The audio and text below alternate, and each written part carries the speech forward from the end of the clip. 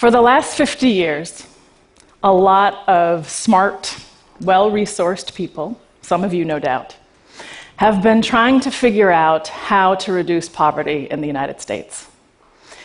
People have created and invested millions of dollars into nonprofit organizations with the mission of helping people who are poor. They've created think tanks that study issues like education, job creation, and asset building, and then advocated for policies to support our most marginalized communities. They've written books and columns and given passionate speeches decrying the wealth gap that is leaving more and more people entrenched at the bottom end of the income scale. And that effort has helped, but it's not enough. Our poverty rates haven't changed that much in the last 50 years since the War on Poverty was launched. I'm here to tell you that we have overlooked the most powerful and practical resource. Here it is. People who are poor. Up in the left-hand corner is Giovanna, Cynthia, and Berta. They met when they all had small children through a parenting class at a family resource center in San Francisco. As they grew together as parents and friends, they talked a lot about how hard it was to make money when your kids are little. Childcare is expensive, more than they'd earn at a job. Their husbands worked, but they wanted to contribute financially too. So they hatched a plan. They started a cleaning business. They plastered neighborhoods with flyers and handed business cards out to their family and friends, and soon they had clients calling. 2 of them would clean the office or house, and 1 of them would watch the kids. They'd rotate who cleaned and who watched the kids. It's awesome, right? And they split the money 3 ways. It was not a full-time gig. No one can watch the little ones all day, but it made a difference for their families. Extra money to pay for bills when a husband's work hours were cut.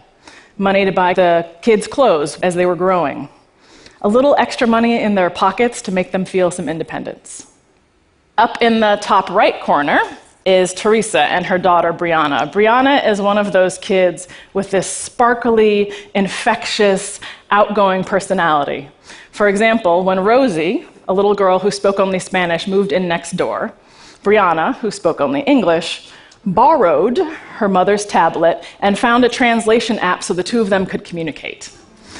I know, right? Rosie's family credits Brianna with helping Rosie to learn English. A few years ago, Brianna started to struggle academically. She was growing frustrated and kind of withdrawn and acting out in class. And her mother was heartbroken over what was happening.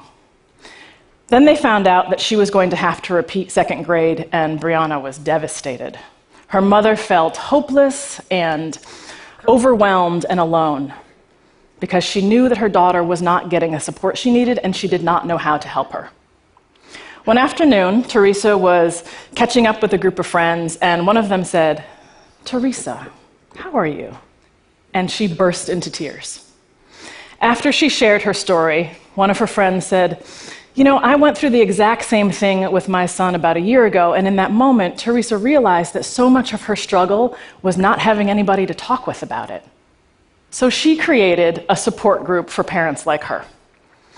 The first meeting was her and 2 other people, but word spread, and soon 20 people, 30 people were showing up for these monthly meetings that she put together. She went from feeling helpless to realizing how capable she was of supporting her daughter with the support of other people who were going through the same struggle. And Brianna is doing fantastic. She's doing great academically and socially. That in the middle is my man Vakir standing in front of Black Star Books and Cafe, which he runs out of part of his house. As you walk in the door, Vakir greets you with a "Welcome Black home." Once inside, you can order some Algiers jerk chicken, perhaps a vegan walnut burger, or a jive turkey sandwich. And that's sandwich, not sandwich. You must finish your meal with a buttermilk drop, which is several steps above a donut hole and made from a very secret family recipe. For real, it's very secret. He won't tell you about it. But Black Star is much more than a cafe. For the kids in the neighborhood, it's a place to go after school to get help with homework. For the grown-ups, it's where they go to find out what's going on in the neighborhood and catch up with friends. It's a performance venue. It's a home for poets, musicians, and artists. Bakir and his partner Nicole, with their baby girl strapped to her back, are there in the mix of it all, serving up a cup of coffee, teaching a child how to play Mancala, or painting a sign for an upcoming community event. I have worked with and learned from people just like them for more than 20 years. I have organized against the prison system, which impacts poor folks, especially Black, Indigenous, and Latino folks, at an alarming rate. I have worked with young people who manifest hope and promise despite being at the effect of racist discipline practices in their schools and police violence in their communities. I've learned from families who are unleashing their ingenuity and tenacity to collectively create their own solutions, and they're not just focused on money. They're addressing education, housing, health, community, the things that we all care about. Everywhere I go, I see people who are broke but not broken. I see people who are struggling to realize their good ideas so that they can create a better life for themselves, their families, their communities. Giovanna, Cynthia, Berta, Teresa, and Bakir are the rule, not the shiny exception. I am the exception. I was raised by a quietly fierce single mother in Rochester, New York. I was bused to a school in the suburbs from a neighborhood that many of my classmates and their parents considered dangerous. At 8, I was a latchkey kid. I'd get myself home after school every day and do homework and chores and wait for my mother to come home. After school, I'd go to the corner store and buy a can of Chef Boyardee ravioli, which I'd heat up on the stove as my afternoon snack. If I had a little extra money, I'd buy a Hostess fruit pie. Cherry. Not as good as a buttermilk drop. We were poor when I was a kid, but now I own a home in a quickly gentrifying neighborhood in Oakland, California. I've built a career. My husband is a business owner. I have a retirement account. My daughter is not even allowed to turn on the stove unless there's a grown-up at home, and she doesn't have to, because she does not have to have the same kind of self-reliance that I had to at her age. My kids' raviolis are organic and full of things like spinach and ricotta because I have the luxury of choice when it comes to what my children eat. I am the exception. Not because I'm more talented than Bakir or because my mother worked any harder than Giovanna, Cynthia, or Berta, or cared any more than Teresa. Marginalized communities are full of smart, talented people, hustling and working and innovating just like our most revered and most rewarded CEOs. They are full of people tapping into their resilience to get up every day, get the kids off to school, and go to jobs that don't pay enough or get educations that are putting them in debt. They are full of people applying their savvy intelligence to stretch a minimum wage paycheck or balance a job and a side hustle to make ends meet. They are full of people doing for themselves and for others, whether it's picking up medication for an elderly neighbor, or letting a sibling borrow some money to pay the phone bill, or just watching out for the neighborhood kids from the front stoop. I am the exception because of luck and privilege, not hard work. And I'm not being modest or self-deprecating. I'm amazing. But most people work hard.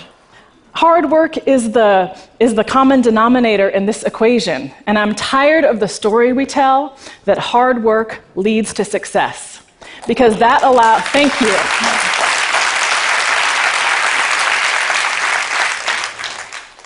Because that story allows those of us who make it to believe we deserve it, and by implication, those who don't make it don't deserve it.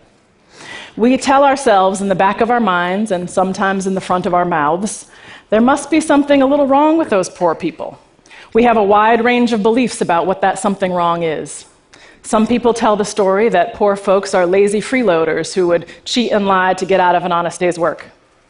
Others prefer the story that poor people are helpless and probably had neglectful parents that didn't read to them enough, and if they were just told what to do and shown the right path, they could make it. For every story I hear demonizing low-income single mothers or absentee fathers, which is how people might think of my parents, I've got 50 that tell a different story about the same people showing up every day and doing their best. I'm not saying that some of the negative stories aren't true, but those stories allow us to not really see who people really are, because they don't paint a full picture. The quarter truths and limited plot lines have us convinced that poor people are a problem that needs fixing. What if we recognized that what's working is the people and what's broken is our approach? What if we realized that the experts we are looking for, the experts we need to follow, are poor people themselves? What if instead of imposing solutions, we just added fire to the already burning flame that they have?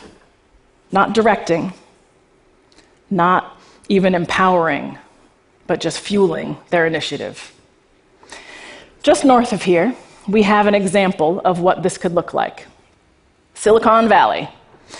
A whole venture capital industry has grown up around the belief that if people have good ideas and the desire to manifest them, we should give them lots and lots and lots of money. Right? But where is our strategy for Teresa and Bakir? There's no incubators for them, no accelerators, no fellowships. How are Giovanna, Cynthia, and Berta really all that different from the Mark Zuckerbergs of the world? Bakir has experience and a track record. I'd put my money on him. So consider this an invitation to rethink a flawed strategy. Let's grasp this opportunity to let go of a tired, faulty narrative and listen and look for true stories, more beautifully complex stories about who marginalized people and families and communities are. I'm going to take a minute to speak to my people.